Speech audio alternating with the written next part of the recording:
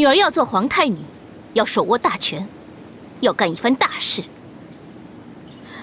你指的大事，是不是杀死采梅害孟凡之举啊？不止，凡是对不起女儿的，女儿都要她不好过。你指驸马重训？还有就是皇兄，太子。太子似乎跟果儿没有什么过节啊。怪只怪皇兄与孟福相恋，只有让皇兄痛苦，孟福才会伤心。孟福伤心，孟凡才会生不如死。你就这么恨孟凡？女儿与孟凡的情已断，是他让女儿知错难返。如今的女儿对孟凡只有一个恨字。好，恨，人懂得恨才能成大事。所以，女儿这个皇太女是坐定了。女儿啊，这只是第一步，你应该看得更远些。母后的意思是，女儿啊女儿，你梦见了五谷神，为娘我却梦见了太上皇。哼，太上皇，太上皇，我对他的种种德行，是心存挂念，一刻也未曾忘过。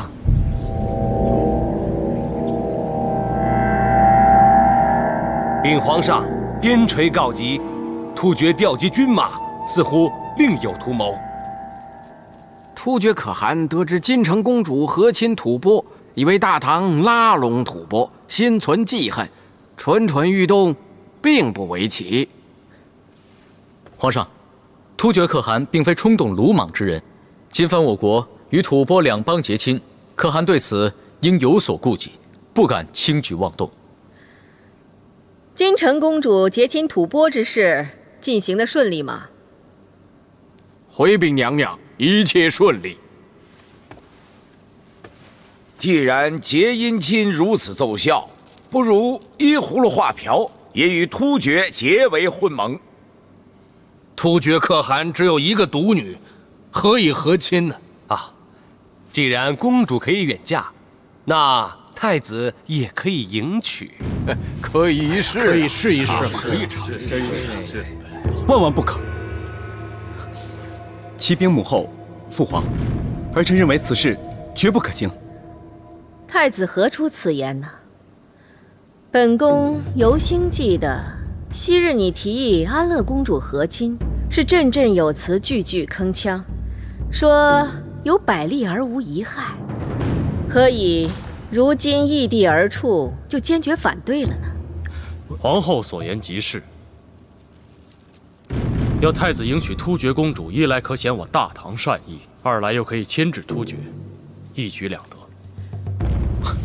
启禀皇上，和亲之意诚然可行，但需要双方都同意。如果突厥可汗反对的话，那最后也只能是我朝一厢情愿的想法。隆基说的甚是。皇上，还不如立即派使者前往突厥，磋商此事。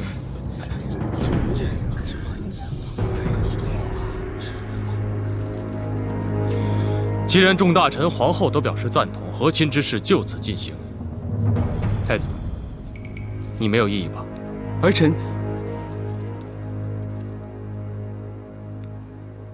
臣遵从父皇之意。这样就好了。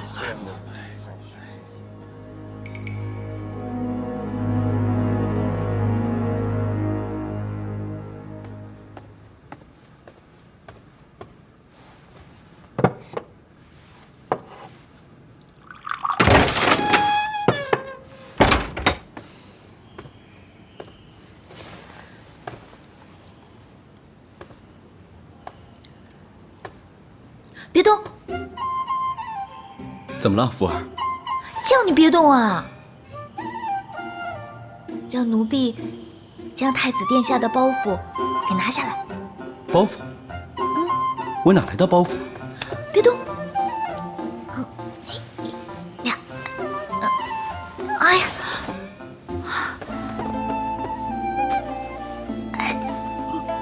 干什么呀你？哎呀，好重啊！哎呀，这是什么？我看看，这里面有万民的福祉、匡扶社稷、鞠躬尽瘁、大唐将来。哎呀，难怪让你喘不过气呢。福儿，你这个鬼丫头！不如叫鬼丫头帮你倒杯茶，提提神。哎，福儿，等等，你别走，陪我聊天吧。太子想聊什么？聊什么都好。不如就聊聊你今天做过什么吧。我啊，不瞒太子，奴婢失责。奴婢今天整天只做了一件事。你做了什么事啊？那就是想着、念着、挂着太子，其他的呀，什么都没做。你是拿我当偷懒的借口啊？人家真的是想念太子吗？人家每天求神许愿，就是希望太子可以顺顺利利的呀。福儿，你为我许愿，那你自己呢？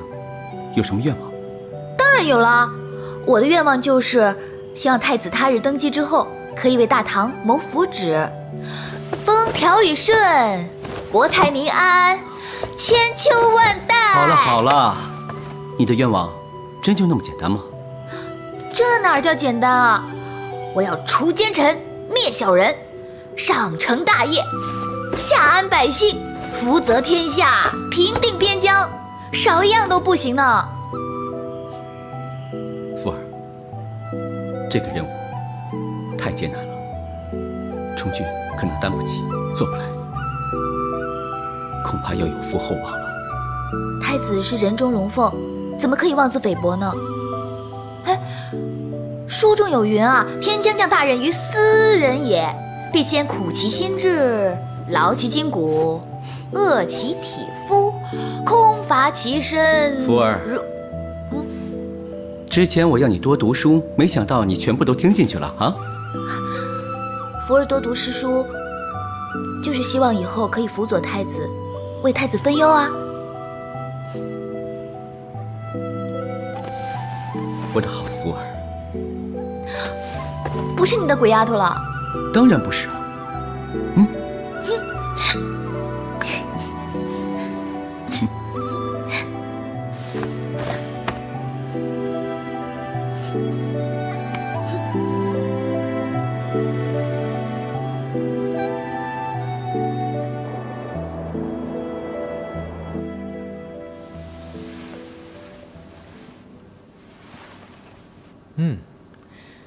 姑姑这壶诗风明前龙井，果然芳香一人，清淡未甘。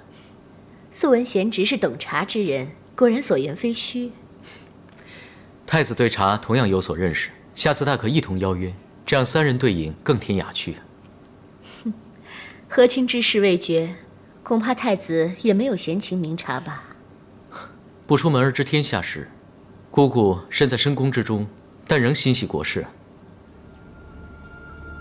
可知太子心意如何？此事事关重大，太子仍然没有决定下来。重俊单纯耿直，生性比较冲动，欠缺冷静。纵然大是大非之前，他也不能一睹全局，反而会错下决定。姑姑的意思，太子理应顺应国情，与突厥和亲。和亲一事是皇后的意思。如果太子敬畏皇后，就应该顺了她的意。金城公主远嫁藩邦，太子又婚配异族，如此笼络藩邦，实在是有损我大唐天威。太子现在这样犹疑，也不是没有道理啊。在宫中岂有真正的道理可言？如今太子娶也不是，不娶也不是，真是进退两难。万一落人口实，以为太子顾念一己私欲，不肯以国家为重，这罪名恐怕是太子也担当不起吧。皇后此举实在是陷太子于不义之地。那皇姑可有良策为太子保名声？本宫早就不问政事，你好像问错人了。不过倒是应该有一个人可以帮到太子。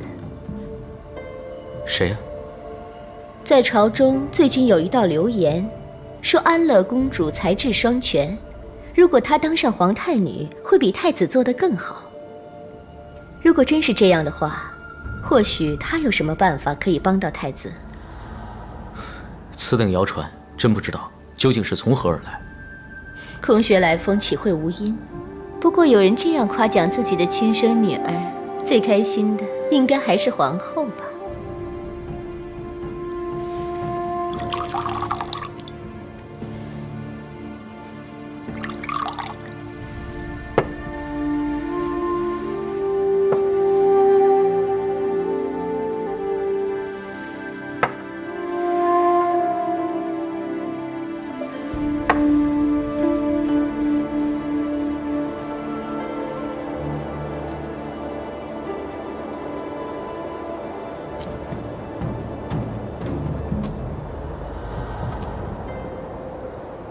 太子，和亲的事情想好了吗？皇后实在狠毒，竟然想出了这个办法，着实令我进退两难。太子还是应该顺应皇后的旨意，否则激怒突厥，和亲不成反而会引起战乱，到时皇后就有借口说太子轻重不分，祸及国民。如此大罪，只怕会令皇上罢黜太子。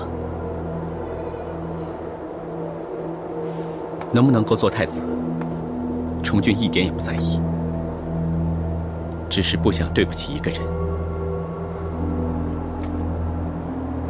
你说的那个人是谁？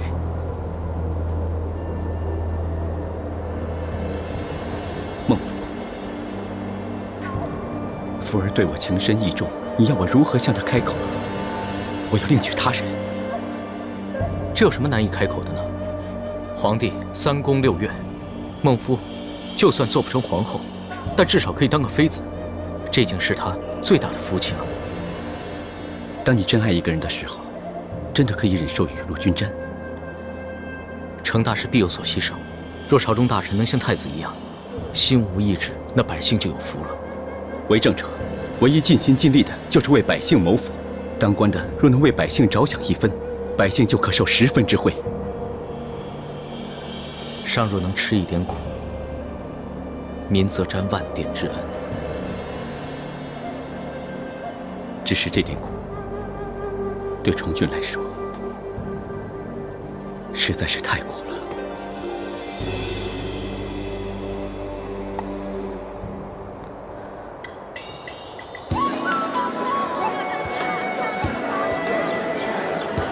看那边，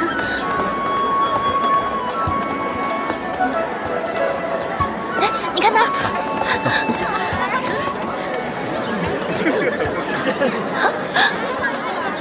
孟熙，那个是谁啊？那个是张飞，那个是小乔。真漂亮！你想玩吗？这手真灵活。哎，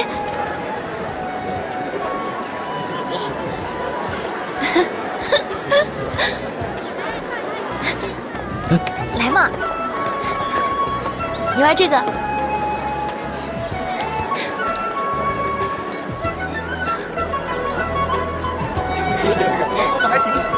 福儿。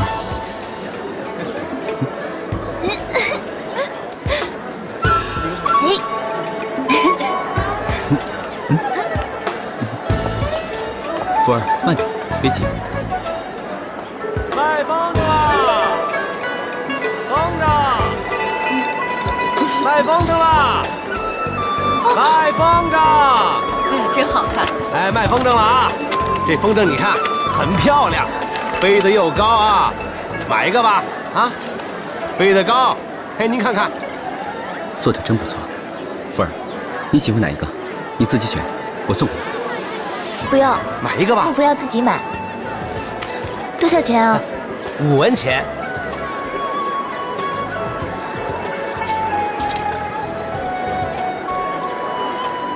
喏哎，谢谢啊。给。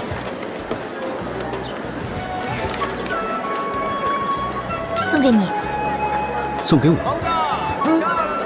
人家说，风筝转，时运转，时来运转，福贵到。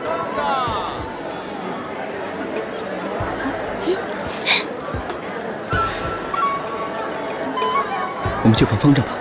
嗯，我放的可好了。走吧。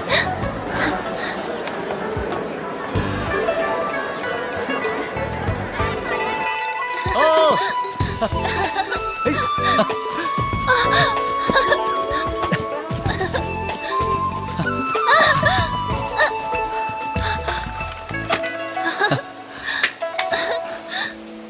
累了吧？我们在那儿休息一下吧。嗯。哎，别动！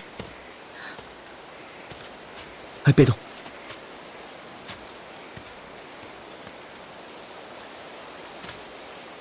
喏，你看，奴婢多谢太子。我说过多少次了，只要我们两个在一起的时候，你既不是奴，也不是婢，你是我最爱的好福儿。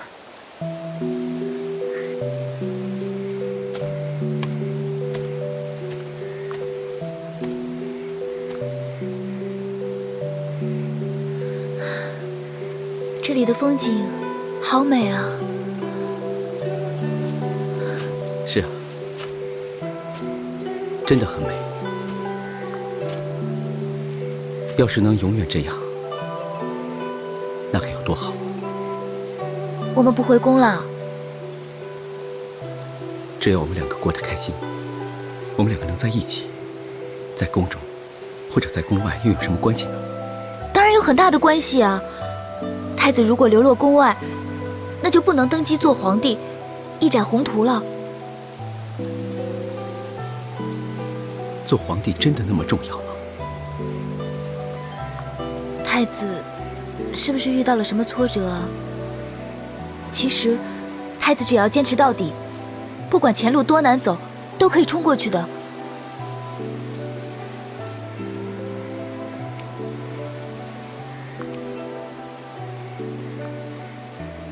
有福儿陪在太子身旁，就算是上刀山下火海，都可以闯过去的。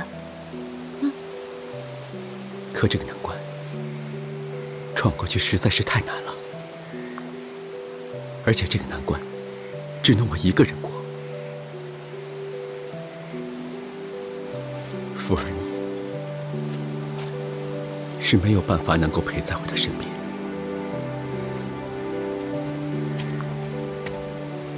那是什么难关啊？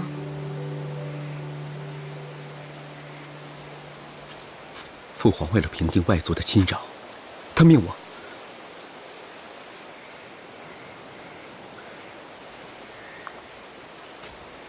我娶突厥的公主。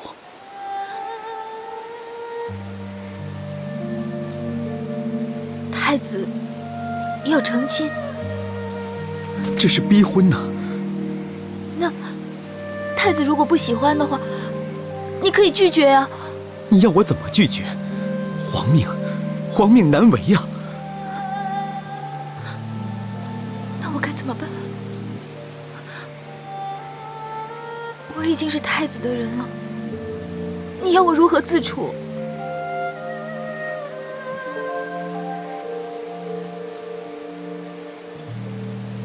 福儿，你放心，你已经是我的人，我绝对不会让你受委屈。再给我一点时间，我一定会想出一个两全其美的办法来。可是你说过皇命难违，还有什么办法？违抗圣旨，那是死罪。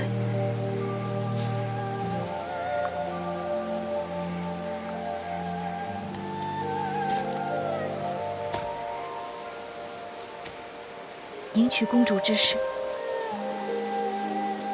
你早就知道，对不对？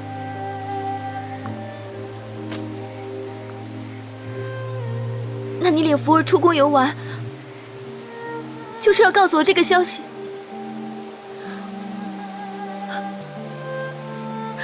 什么共享良辰美景，什么花好月圆，都是骗人的。其实你是要跟福儿斩情丝、断情谊。不是的，福儿，你听我解释，我不是存心要骗你的，我不要听你满口胡言。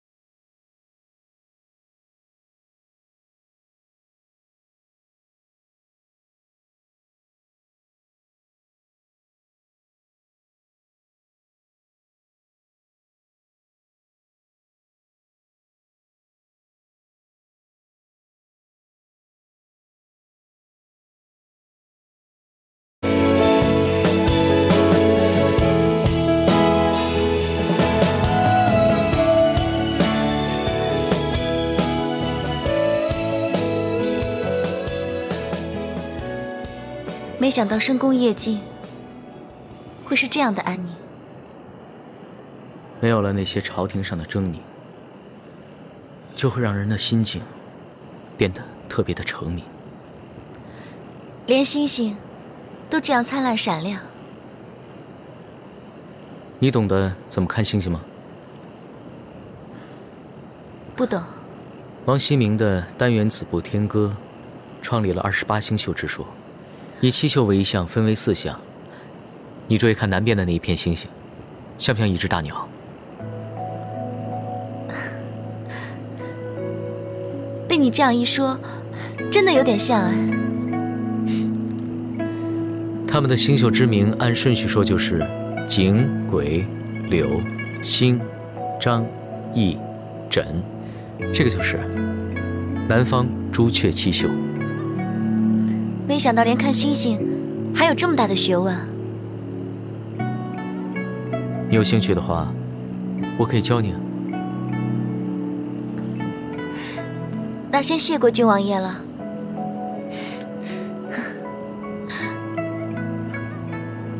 你笑什么？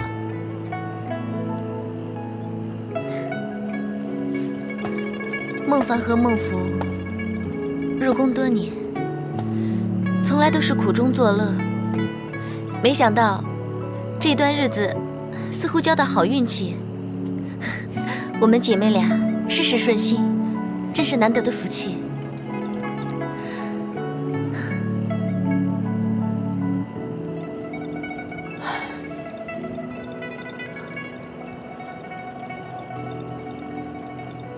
郡王爷为什么叹气啊？没什么。太子跟孟福这一对，开花结果恐怕不太容易。太子殿下跟孟福，原来郡王爷你也知道啊？你要知道，本王与太子感情甚笃，我们2个是没有秘密的。原来是太子殿下告知。那太子殿下是真心对待孟福的了。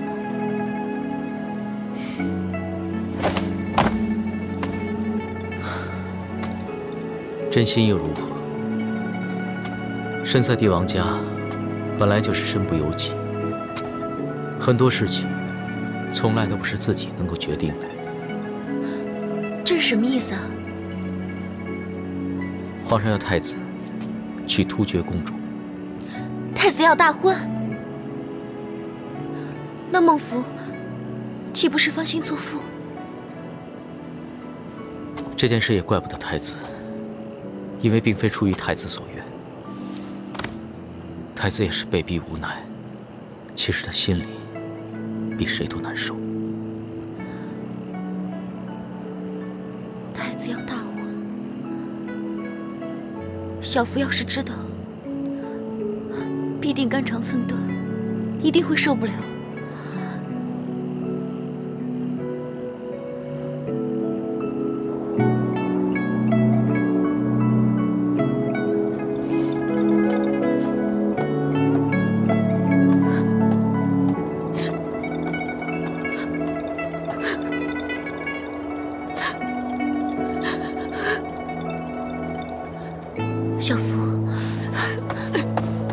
小福，这么晚了，你怎么在这里啊？姐姐，我不想活了。你干嘛说这样的傻话？到底发生什么事了？你不要再哭了，你让姐姐看着心疼啊！是不是你又做错了什么事啊？还是你被人冤枉，受责骂了？我没有做错，我没有错，错的不是我，是他。你把话说清楚啊！到底发生什么事了？是不是太子殿下？姐姐，你不要再提他这个人好不好？我真的不想听，我不想听，我不想听，我不想听。好好好，我不提了，你不要太激动了，别哭了，小福。傻丫头，他以前也是这样叫我的。他说的没错，我是彻彻底底的傻，我是一个傻丫头。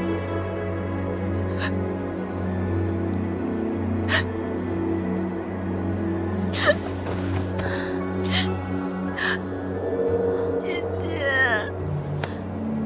别哭了，小福，乖，别哭了，姐姐。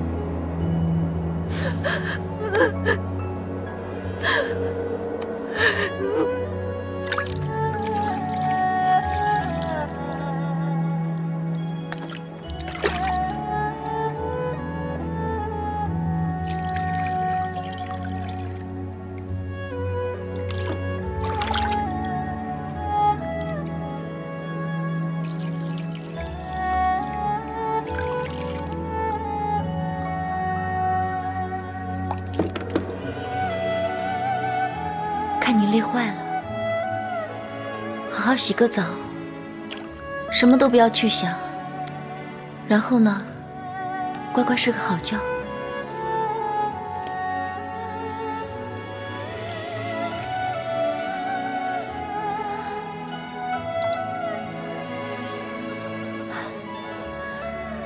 宫中不愉快的事，十有八九，还有什么是我们没有经历过的？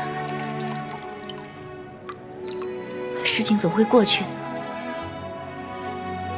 就算再深的伤口，也会有痊愈的一天。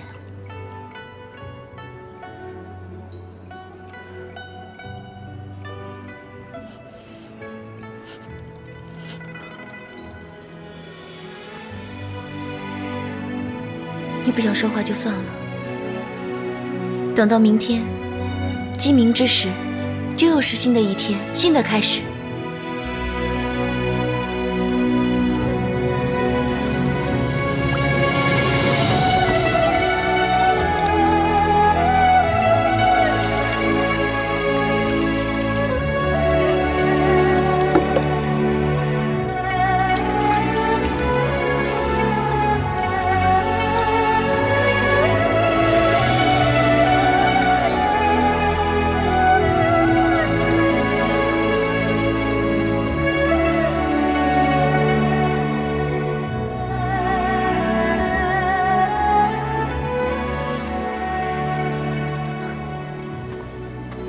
起床了，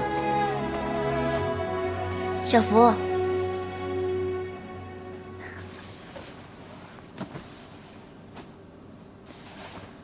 小福，小福，该起床了。怎么发热了？你怎么生病了，小福？小福，小福，现在什么时辰了？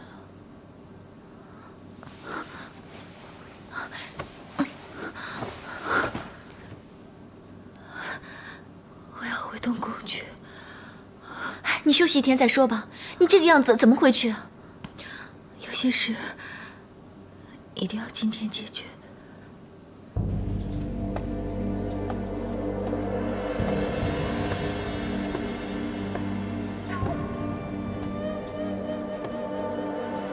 福儿，奴婢向太子请安。福儿，你不要这样子。奴婢侍奉不周，罪该万死，请太子恕罪。福儿，我不是这意思，我是逼不得已的。我也是逼不得已的，我没有办法再伺候太子，请太子把我调离明德殿。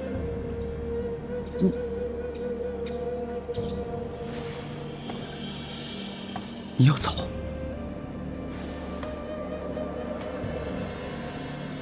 是，太子大婚在即，福儿无能，没办法伺候您与太子妃。不行，我不能让你走。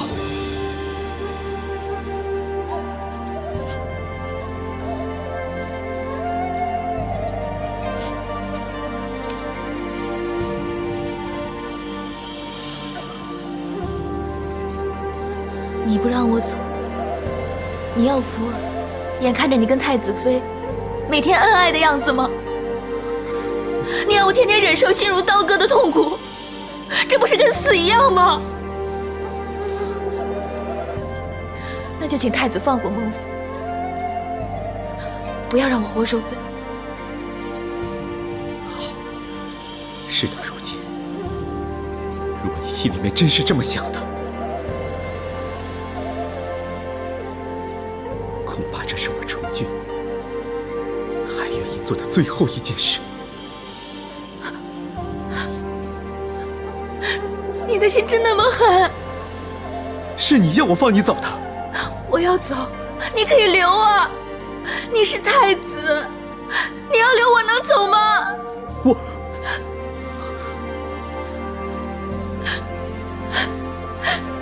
想不到我孟福在你眼里是一个可有可无的奴婢。福儿，你听我解释。你不要再说了，我已经心死了。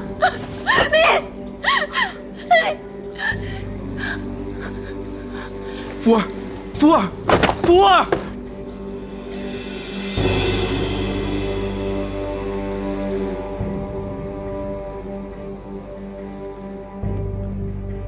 刘御医，孟福得的是什么病？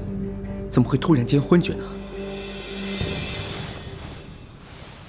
回禀太子，孟福他没病。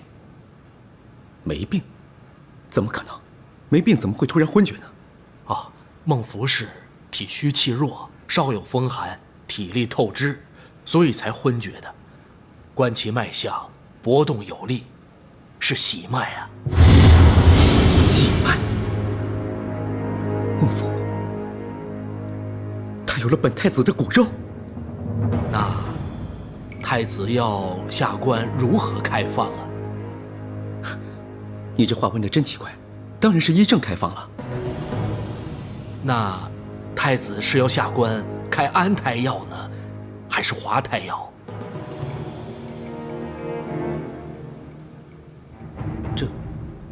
此事事关重大，请太子三思。但孟福怀的是本太子的血脉啊！哎，宫女和太子私通，还诛胎暗结，这可是大罪呀！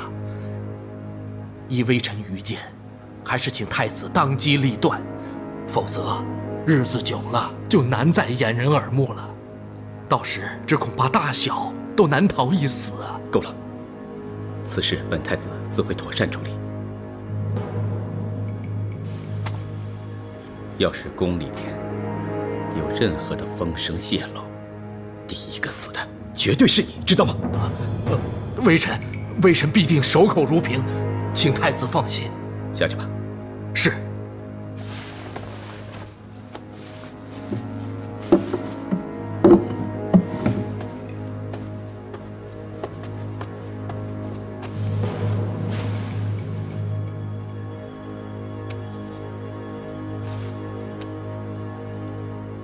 福儿，你放心，一切自有我重俊替你担当。本太子绝对不是个始乱终弃之人。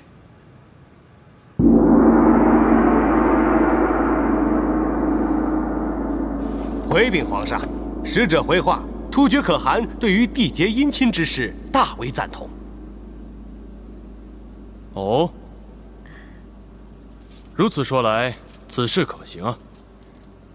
太子的大婚要火速进行啊！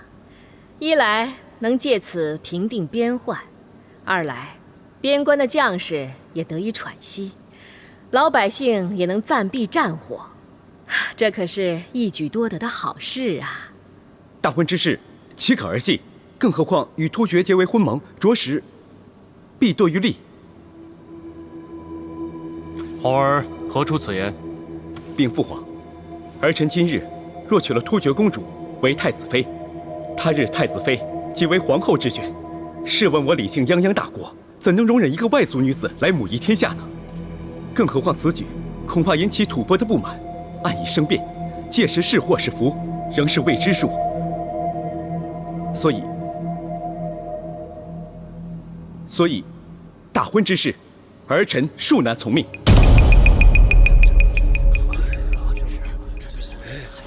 恕微臣糊涂，臣记得当日太子力主安乐公主何藩，以为结姻亲而免干戈，为什么如今竟讲结姻亲而动干戈呢？臣也记得，太子认为缔结姻亲能将我国风范教化蛮邦，而今迎公主入城，比送公主和亲更能彰显大唐气量，不是吗？皇儿，众卿家的见解，你有何辩说？总之，大婚之事，儿臣认为实不可行。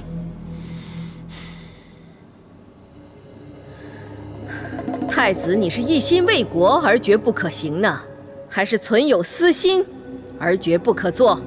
要儿臣娶蛮夷之女，实不可行，亦不愿行。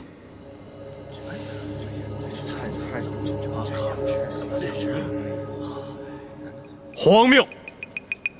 请太子慎言。你身为太子，竟为了顾及一己私利，忘却国民福祉，是大错特错。哼，当初让他当太子就是个错误。儿臣只想送母后8个字：聘姬司臣，为家之所，还望母后能有一番顿悟。你放肆！你竟然出言侮辱皇后，大放厥词，岂是太子所为？正是因为儿臣身为太子，所以遇到事情理应辅佐皇上，遇事议政辅政，直言改进。倘若皇上要的是一个遇到事情只会退缩的太子，启禀父皇，儿臣宁可不为。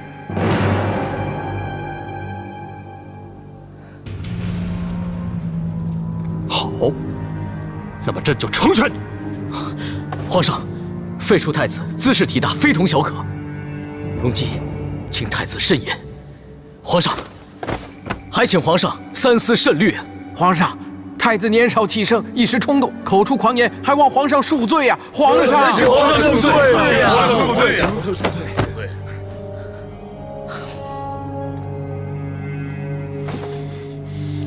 恕什么罪呀？既然你对太子这个位置毫无留恋，朕自会慎重考虑此事。退朝！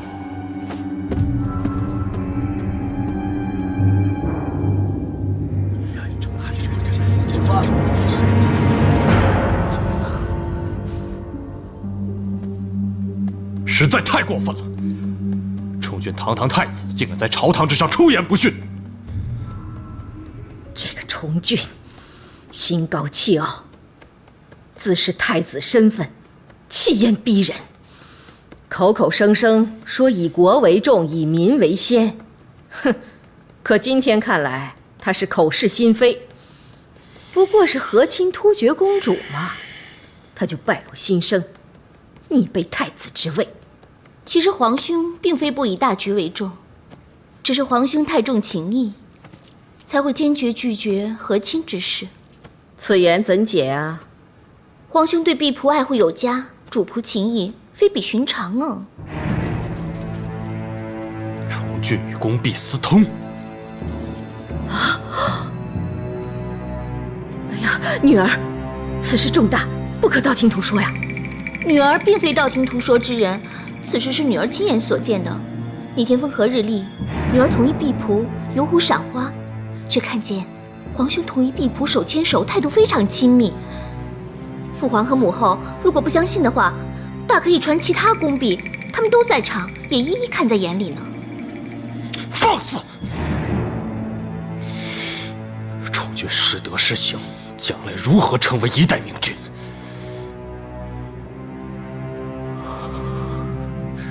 父皇，您真的要废除皇兄吗？